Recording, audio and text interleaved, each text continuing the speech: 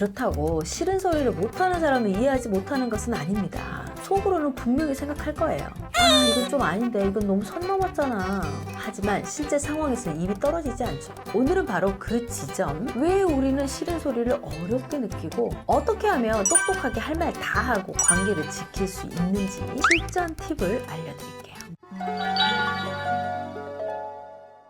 아, 진짜 그때 뭐라고 이렇게 말을 했어야 되는데, 혹시 이런 생각 밤에 누워서 수십 번씩 해본 적 있나요? 그땐 그냥 웃고 넘겼는데 집에 오고 나니 분한 마음이 밀려오고 괜히 억울해서 눈물까지 나고, 어느 순간부터 내가 좀 참으면 되는 줄 알았는데 왜 이렇게 힘들지? 이런 마음이 들기 시작했다면 지금부터가 정말 중요합니다. 착한 사람일수록 타인을 곤란하게 만들지 않으려는 마음이 크죠. 분위기 망칠까봐 말 안 했어요. 저 하나만 참고 넘어가면 되잖아요. 좋은 분위기를 유지하는 것이 내 자신보다 더 중요하다고 여기는 거예요. 이 정도 농담은 괜찮은가 보네. 나 너 기분 나쁘지 몰랐는데? 오히려 선을 더 넘고 무례해질 가능성이 훨씬 높죠. 감정을 말하지 않으면 생기는 문제는 결국에는 감정이 쌓입니다. 좀 불편하네. 참자. 근데 왜 나만 참지? 억울한데?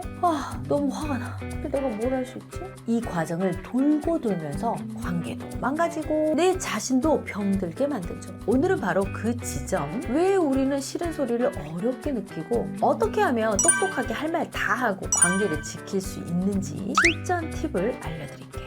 감정을 표현하는 순간 감정은 해소되기 때문에 나를 집어삼키지 못합니다. 동시에 상대도 나를 무시할 수가 없죠. 표현은 무례가 아니라 자기 존중의 시작입니다. 나의 괜찮음과 불편함의 경계를 상대방에게 알려주는 것. 그래야 상대도 나의 어디까지가 선인지 알고 배려를 하게 됩니다. 그렇다고 싫은 소리를 못하는 사람을 이해하지 못하는 것은 아닙니다. 속으로는 분명히 생각할 거예요. 이건 좀 아닌데, 이건 너무 선 넘었잖아. 하지만 실제 상황에서 입이 떨어지지 않죠. 집에 돌아와서 막 혼자 후회를 엄청 하고 혼자 끙끙 앓고 그러고 있는 거죠. 싫은 소리 하지 못하는 성격은 성격 자체의 문제는 아닙니다. 내면에 심리적 불이 세 가지가 있기 때문입니다. 첫 번째, 관계에서의 두려움입니다. 내 불편한 걸 솔직하게 표현을 하면 이 관계가 깨질까봐 무서운 거죠. 쟤 왜 이렇게 까칠해졌어? 라는 말을 들을까봐 걱정하는 거예요. 어린 시절 솔직한 감정 표현을 했을 때 들었었던 말이 이 성격을 만들어내는 원인이 되기도 합니다.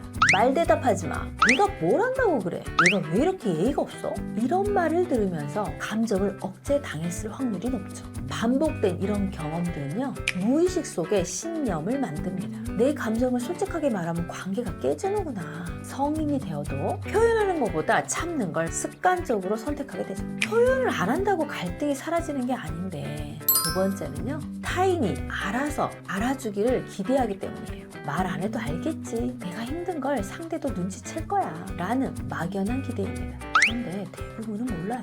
정말 진짜 몰라요.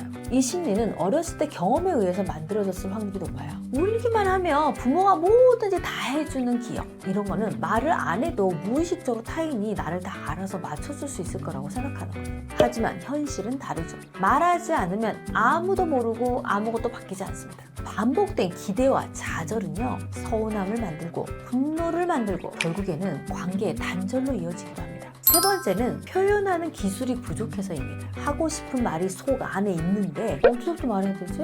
말이 꼬일까봐 무서워. 조리 있게 말하는 경험이 적거나 과거의 표현이 실패로 끝난 경험이 있는 특징이 있습니다. 결국엔 자기 검열이 생기는 거죠. 표현은 성격이 아니라 기술입니다. 연습과 반복으로 충분히 습득이 가능합니다. 선을 넘는 말을 들었을 때 되물으면서 시선을 고정시켜보세요. 며느라, 너 요즘 살 좀 찐 것 같다. 야, 그 돈 받고 아직도 이래? 야, 오늘 왜 이렇게 초라해 보이냐? 이런 말을 시어머니한테 들었다고 가정을 해볼게요. 그럼 보편적인 며느리는 어떻게 반응하죠?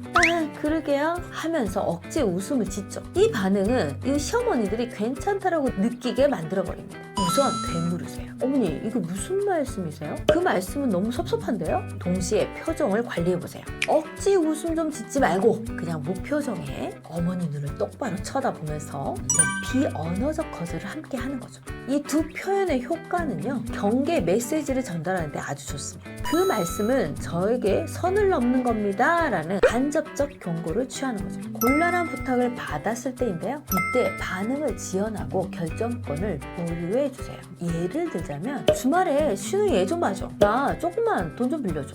이번 명절은 네가 좀 챙겨라. 그러면 우리는 보통 네 알겠어요 이렇게 즉답하고 나서 후회를 반복하게 됩니다. 이렇게 되면 상대방은 괜찮은 줄 알고 반복해서 비슷한 부탁을 요구하죠. 그럴 때마다 계속 수긍하기 때문에 결국 스스로를 고생시키게 되는 거죠. 반응을 바로 하지 마세요. 그랬구나. 그 상황이면 곤란하겠다. 상황을 인지하는 것 정도만 보이시면 됩니다. 결정을 보류하세요. 제가 좀 생각해보고 알려드릴게요. 지금 당장은 말씀드리기 어려워서 일정 보고 알려드릴게요. 일단 즉답을 피하고 시간을 확보하는 게 중요합니다. 주도권을 내어주지 않고 결정권을 자신에게 유지하는 거죠. 다른 의견을 말해야 할 때인데요. 인정과 주장 구조를 같이 가보는 거예요. 예를 들어 가족 회의를 할 때 저건 아닌 것 같은데 라는 그런 순간이 있으셨죠? 예를 들어 시어머니가 이번에 이렇게 하자 라고 말씀을 하실 때 나 그건 별론데요? 이렇게 말을 하면 시어머니 입장에서 대드는 것처럼 들리죠. 그러다 보면 당연히 고부 갈등이 되기 마련이죠. 어머니 입장 그러시구나. 근데 어떡하죠? 제 상황은 좀 곤란해서요. 어머니 말씀은 충분히 이해되는데요. 근데 이렇게 하면 어떨까요? 이렇게 먼저 공감과 인정해주고 난 다음에 나의 주장을 정확하게 하는 거죠. 상대방의 입장도 존중하되 내 의견과 선택을 분명히 표현하는 게 핵심입니다. 이 세 가지를 꼭 기억하세요. 우리는 오랫동안 이런 말들을 들으면서 살아왔습니다. 참는 게 좋은 거야. 좋은 게 좋은 거지. 말하면 괜히 분위기만 나빠져. 이런 분위기에 익숙하게 살아왔기 때문에 말을 삼키는 게 미덕이라고 여겼습니다. 하지만 그 침묵은요, 나를 점점 작고 약하게 만들어갑니다. 싫은 소리 못하는 분들에게 저는 이렇게 말하고 싶어요. 싫은 말을 하는 것은 절대 이기적인 행동이 아닙니다. 나를 지키고 관계를 건강하게 만드는 책임 있는 선택입니다. 처음엔 좀 어렵지만 한번 말해보면 알게 될 거예요. 그리고 제가 오늘 알려드린 해결책 있죠? 요거 한번 따라해보세요. 이 작은 시도 하나가 관계 안에서 나를 잃지 않고 무너지지 않게 만들어줄 거예요. 여러분은 무시당할 사람이 아니잖아요. 꼭 기억하세요.